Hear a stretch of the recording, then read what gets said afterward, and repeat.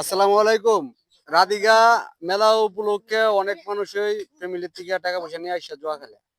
আর এই জুয়া মোকাবেলা করার জন্য বা আটকানোর জন্য দূরানোর জন্য আমাদের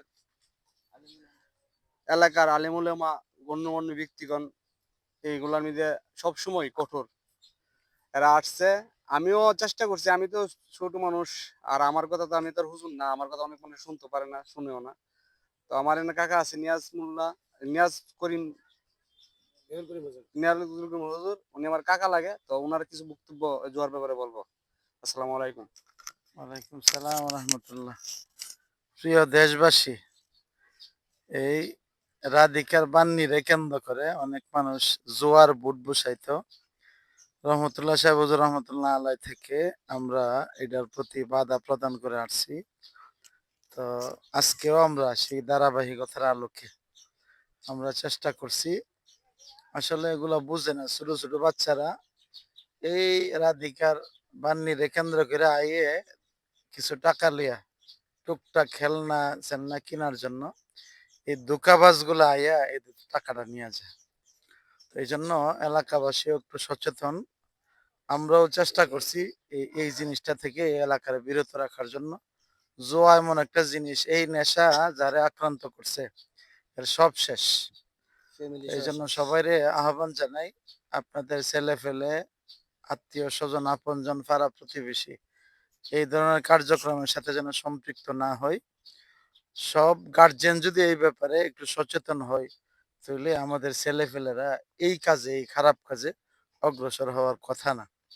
এই জন্য আমরা দোয়া করি, যারা এই নেশার মধ্যে আছে আল্লাহ যেন তাদেরকে হেদায়ত দান করে, আর সব ছেলেপেলেদেরকে যেন আল্লাহ তাআলা বাঁচাইয়া রাখে এই খারাপ কাজ থেকে। আমিন। আমার কাকার বক্তব্য শুনছেন। পাশাপাশি আমরা এক উনি মাওলানা মাওলানা আব্দুল সত্তার সাহেব, ওনার একটু বক্তব্য শুনুন। আলহামদুলিল্লাহ, আমরা এখানে আল্লামা রহমতুল্লাহ সাহেব রহমতুল্লাহ আলাইহি এর এলাকা, হুজুর যতদিন জীবদ্দশায় ছিলেন আমরণ এই সংগ্রাম করে গেছেন। এই এলাকার কোনো ছেলে, কোনো যুবক যেন এই সমস্ত জীবন বিধ্বংসী, সমাজ বিধ্বংসী কাজের মধ্যে যেন জড়িত না থাকে। আমরাও এই এলাকার উলামায়ে কেরাম যারা আছি সকলেই সাধারণ জনগণ, সচেতন জনগণ থেকে নিয়ে সকলেই এই কাজের বিরোধিতা করে আসছেন।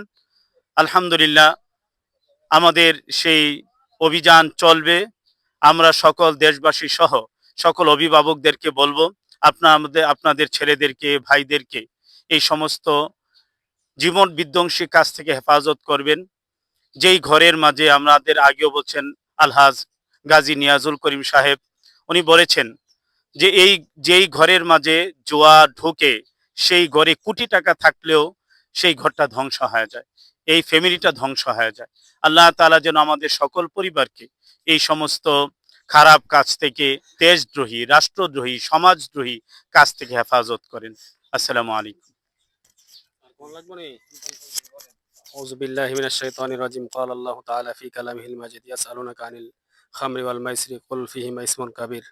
আল্লাহ তাআলা কোরআনের মধ্যে বলেন যে আপনাকে জিজ্ঞাসা করে জুয়া খেলা এবং এগুলো সম্পর্কে আপনি বলেন ফিহিমা ইসমুন কাবির, এগুলো হচ্ছে অনেক বড় গুনাহ। এই জুয়া খেলা অনেক বড় গুনার কাজ।